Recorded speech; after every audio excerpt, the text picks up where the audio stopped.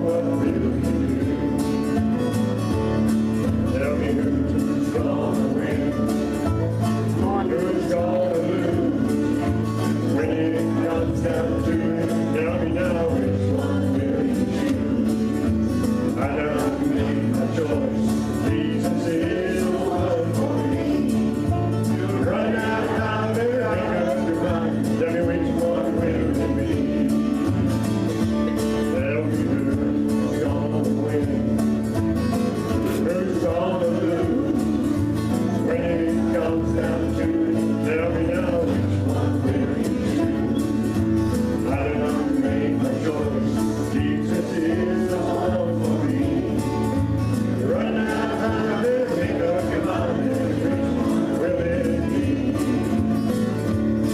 Well, you run out of time, better make up your mind. Tell me which one will it be?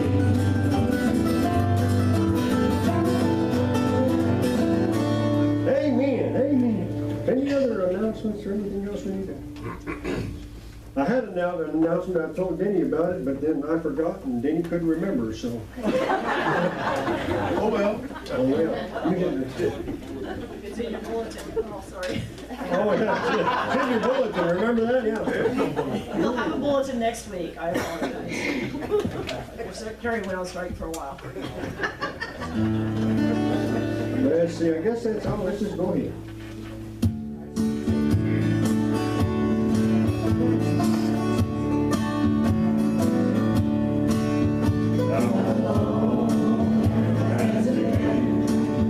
Since you died with the Lord, the Lord, your heart's in secret.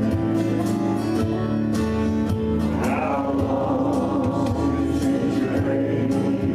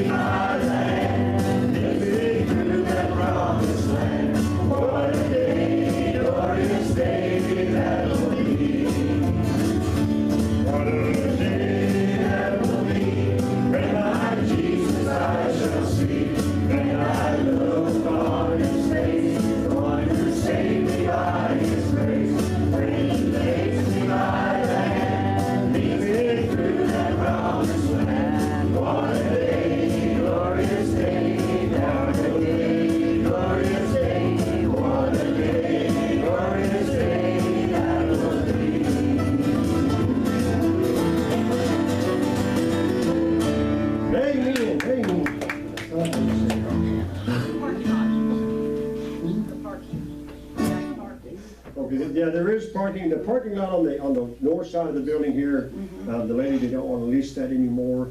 It could very well be an easy burden to her to do that, but for whatever reason, we do not have, let's see, we don't have a lease on that property anymore. So it's a vacant lot, treated as such. If you want to park there, that's kind of up to you.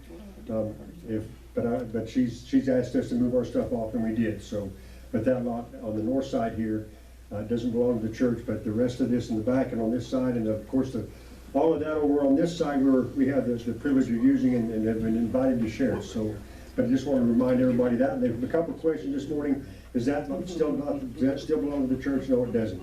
We had a lease on it, but she doesn't want to lease it to us anymore. So for whatever reason, really not. We're just follow the light, right, Denny?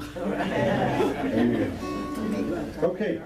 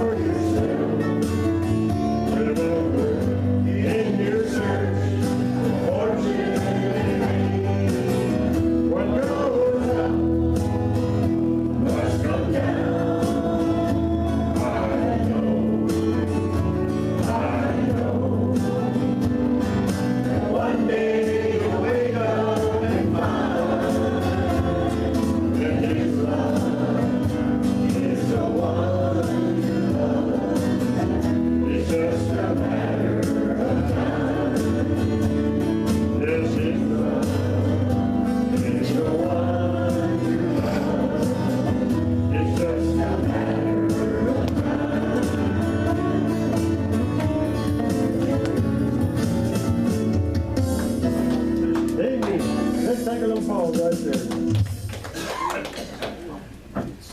Take a little pause.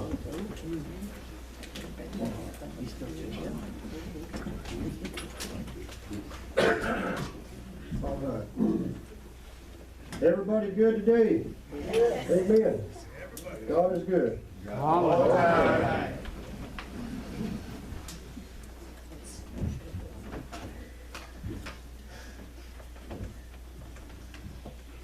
Even when things aren't going the way we want them to go, God is good. All the time. Even when things seem like they're really not good at all, God is good. All the time. You know, as Denny was talking about this guy that's coming next Sunday, David, it's funny how that happened, and then this sermon that the Lord had given me kind of leads us to that direction. But it shows me that God has got lots of plans for lots of people. As a matter of fact, God has a plan for everybody. Amen. God has a purpose for every person that's on the face of this earth. And He moves and He changes and He puts us here and He puts us there, but He doesn't leave us in one place for a real long time to do something when He has something else for us to do. Because the talents and the willingness that we have and the talents that He's given us can be used in a lot of different places. And sometimes He might need us somewhere else for something else, and sometimes He keeps us right where we're at because we're needed right where we're at. But it's His plan and His purpose. And I was thinking about, we have a lot of ways of a lot of different classifications for people, if you will, of their abilities and their education and how much smarts they have. And I'm not familiar with all the different degrees that are available, but I know my grandson is going to the Nazarene College in Bethany, Oklahoma, and he's changed his focus 2 or 3 times while he's been there for different degrees to get different things that he feels like he's going to need in life.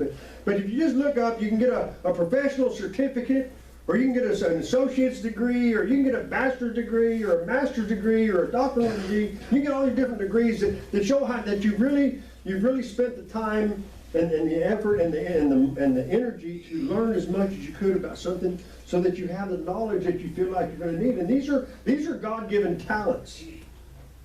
We think, well, I earned it and I paid for it. Really, well, all the money in the world belongs to God. So who paid for it? God. God paid for it. God puts us in. He gives us the desire within us to go and to seek these things out, that we can fulfill the purpose that He has for our life. And we think it's our plan the whole way. When in reality, it's just God putting the desire in our heart, and as we follow the desires that we have, He develops us into the person that He needs to do the work that He has to do. And we think, oh, now that I got all of this, I can really serve God. When the whole time you already have been. The whole time you've been following the lead that He had for you in your life. And you know, we have all these classifications of how we identify people that are really smart. But one came to my mind. The Geek Squad. Wow. When you don't know what to do with your computer and it just won't do what you want it to do and you can't figure it out, who do you call? You call a geek. There's not a certificate for that. There's not a piece of paper that you put on the wall that says, I'm qualified to be the Geek Squad. But this person has the knowledge. This person has the ability. This person knows what to do to speak to the computer and to make it do what you want it to do and to fix the problems that are in it. And a geek, by definition, is a peculiar person, especially one who is perceived to be overly intellectual, unfashionable, boring, and socially awkward. That's the guy I'm calling. What's his number? I need his number on speed dial.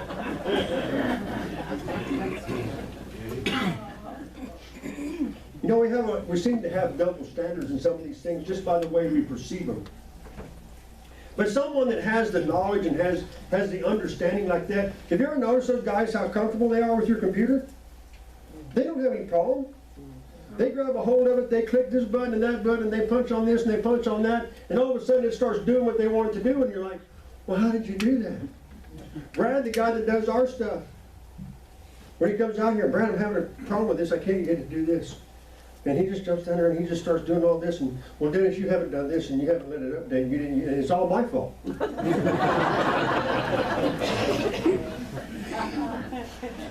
But he knows, and he's comfortable that he's not on the computer like I am, like, oh, am I supposed to push this button or not? When it asks me a question, cancel or continue. You know, sometimes you push continue and it goes like, oh no. And then Brad shows up and goes, what did you do? I just pushed continue. But they're comfortable with it. They're very, very knowledgeable, and and even if you make a big mistake like that, they know how to go and get it and bring it back and fix it and make it do. And then they fix it so you can do what you want to do. And they kind of put little locks in there where you can't make those kind of moves sometimes. Just to protect us from ourselves. But they're very comfortable and they're very confident, and they're not intimidated by anything that's going on there. And we call them a geek squad, but you know, it's just a name that we give them because they really don't have a certificate for that. They probably do, but these guys don't have one. If you have that kind of knowledge, I was trying to remember Oscar and Laura. Where'd he go? They had this TV in their bedroom, and they had a TV in their living room, and the things just didn't work right. They just wouldn't work.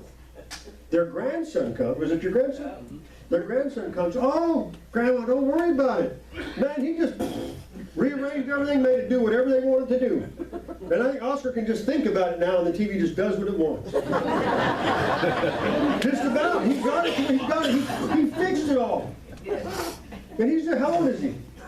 He's 14. 14 years old.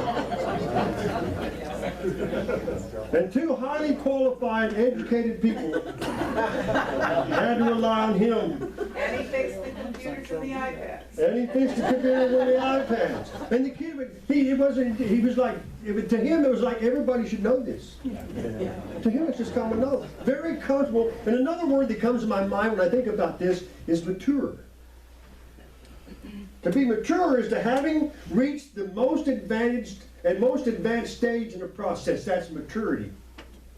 Reaching the most advanced stage in a process. And then the question came to me, how spiritually mature are you, and are you seeking to get there? Wow, that one was kind of like hit me right in the eyes. We seek maturity in a lot of ways. My little 5-year-old grandson, he's trying to grow up as fast as he can. But do we do that spiritually? Do we really go and seek that spiritual maturity that we know that we need? Or are we just content where we are? Do we want to be, what a day that will be when my Jesus I will see? Am I going to be mature enough? Am I going to be ready for that day? How amazing is that thought that a day is coming when I will meet with Jesus? Am I mature enough for that? Am I ready for that? I've invited him into my heart and I love him to pieces and I would do anything I can. But who am I in Jesus? Go to Luke chapter 5.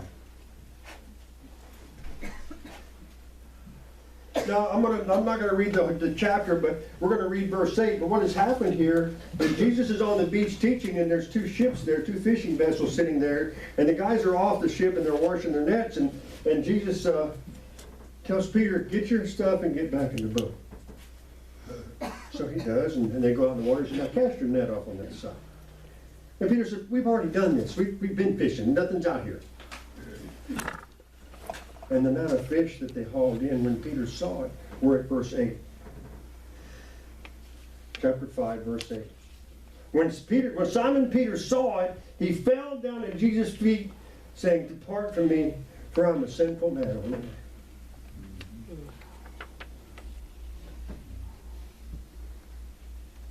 He wasn't mature.